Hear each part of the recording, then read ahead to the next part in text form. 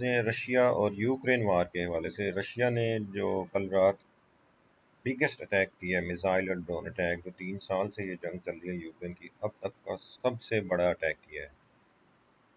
में उन्होंने 550 से ज़्यादा ड्रोन और मिसाइल भी यूज़ किए हैं और कई घंटों तक ये अटैक जारी रहा है।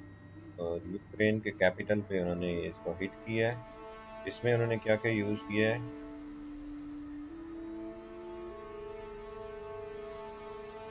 सिकंदर मिसाइल यूज़ किए हैं, 23 AN-23 बैलिस्टिक मिसाइल्स।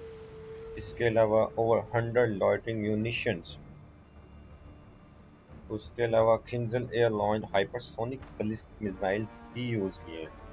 पूरा कैपिटल उनका उन्होंने रात को जला के रख दी। और तकरीबन ये जो अटैक है, that attack continued for 8 hours. इसमें उन्होंने सिकंदर के क्रूज मिसाइल्स यूज़ किए हैं, हाइपरसोनिक बैलिस्टिक मिसाइल्स यूज़ किए हैं, लॉइटरिंग म्यूनिशन यूज़ किया है। तो तबाही मचा दी है उन्होंने। और इसके ऊपर फिर जो प्रेसिडेंट डोनाल्ड ट्रंप है,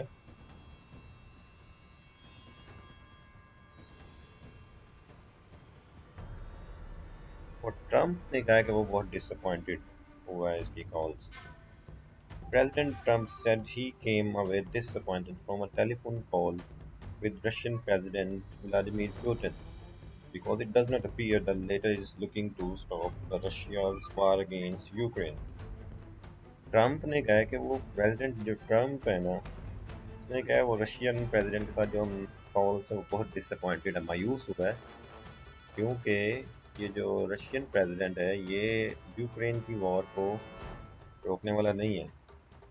ये जब आप एक तरफ से उनको असला प्रोवाइड कर रहा है यूरोप, और रशिया के शहरों के ऊपर बमबारी की जा रही है, ड्रोन से उसके एयरफील्ड्स के ऊपर बमबारी की जाती है, ड्रोन मारे जा रहे हैं, तो क्यों आप ये एक्सपेक्ट करते हैं कि रशिया कुछ नहीं करेगा?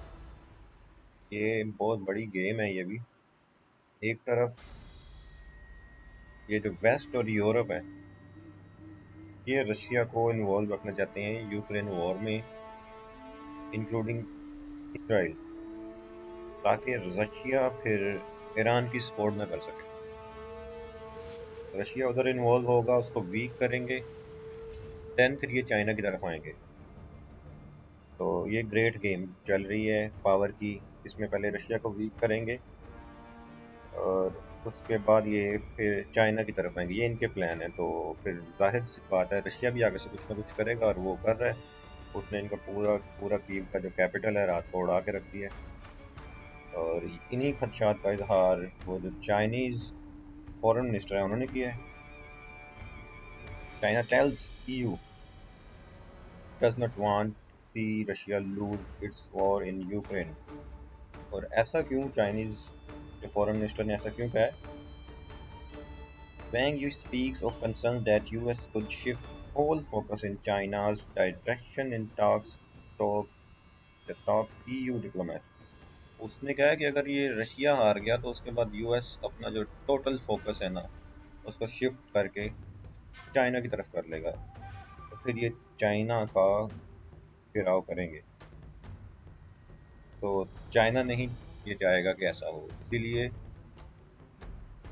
वैसे चाइना इनकार करता है कि वो मिलिटरीली इसको सपोर्ट नहीं कर रहा, बट अंदर खाते क्या हो रहा है कि सारे एक दूसरे को सपोर्ट करते हैं, अपने बेनिफिट्स को, अपने म्यूचुअल इंटरेस्ट को देखते हैं, हर कंट्री अपने इंटरेस्ट को देखता है।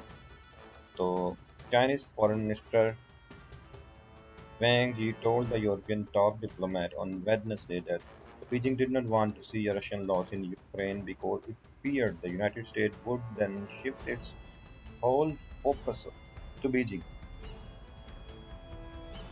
तो ये तो फिर होगा अगर ऐसा कुछ हुआ तो। ये मैं आपको उर्दू में भी ये चीज़ शो करवाता हूँ। अगर ऐसा कुछ हुआ तो फिर ये जो USA है और वेस्ट, इनकी टोटल जो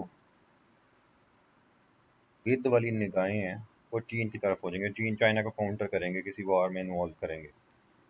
ये देखें, चीन के वज़ीर ख़ारजा ने बुध के रोज़ यूरोपीय यूनियन के आला सफारतकार को बताया कि ये जंग यूक्रेन में रूसी जंग में ये बीजिंग यूक्रेन में रूसी नुकसान नहीं देखना चाहता, क्योंकि इसे खदशा है कि अमेरिका फिर अपनी सारी तवज्जो बीजिंग पर मरकूज कर देगा।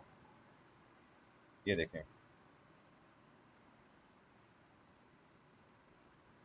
तो ये खदशा तो चाइना को भी हैं। तो ये पॉसिबल नहीं है कि ऐसे आप किसी को कॉर्नर करेंगे तो वो आराम से बैठा रहेगा। कि वो ये करेगा, 8 घंटे के लिए आपके ऊपर अटैक करेगा और जो जो कुछ उसके पास है वो चला के आपके ऊपर मारेगा। तो अमेरिका को तो ये भी टेंशन खाई जा रही है कि ये चाइना तो रुक ही नहीं रहा, हाइपरसोनिक मिसाइल्स बन रहे हैं और इनको इस बात का इल्म है कि इसके बाद अमेरिका रशिया से हटकर रशिया को अगर वो करने में कामयाब हो गया, जो कि वो नहीं होगा क्योंकि रशिया एक बहुत बड़ी पावर है, ऐसे नहीं चलता रहेगा। उन्होंने रात को भी बता दिया और 3 साल से वो इनको बता रहे हैं, जो यूक्रेन है वो तबाह हो चुका है। और अगर ये बाज नहीं आएंगे तो फिर ये जंग यूरोप तक भी फैल सकती है। तो सिग्नल्स सबको जा रहे हैं, और रशिया और ईरान और चाइना एक तरफ हैं और वेस्ट यूरोप, जिसमें यूरोप अमेरिका इसराइल दूसरी तरफ। तो ये कम्प्लेक्स गेम है, लेट्स सी ये कब तक चलती है। लेकिन ये देखें, उन्होंने तबाही फेर दी। इस जंग को रुकना चाहिए, लेकिन वेस्ट जब तक बाज नहीं आएगा सपोर्ट करने से, ये जंग नहीं रुकेगी। ये देखें, explosion for strikes have caused at least 40 separate major fires throughout the city, causing so much smoke that the air quality index of Kyiv is 16 times worse than normal. Ukrainian authorities are asking citizens to close windows tightly as the city's air is filled with smoke and toxic fumes. कम अज कम 40 शहर है Kyiv, जिसका capital है, इसके 40 different points के ऊपर बहुत ज्यादा आग लगी हुई है अटैक्स की वजह से। इतना मैसिव अटैक हुआ है, तो एयर क्वालिटी उसकी 16 गुना बुरी हुई है जो नॉर्मल होती है। इतनी ज़्यादा आग पूरे शहर में लगी हुई है। तो ये एक सिग्नल है, एक मैसेज है वेस्ट को भी कि ये मिडल ईस्ट नहीं है, अरब नहीं है कि जिसके ऊपर आप जो चाहोगे जितनी कत्ल गारत करोगे बर्दाश्त कर ली जाएगी। रिस्पॉन्ड किया जाएगा और ऐसे ही रिस्पॉन्ड किया जाएगा।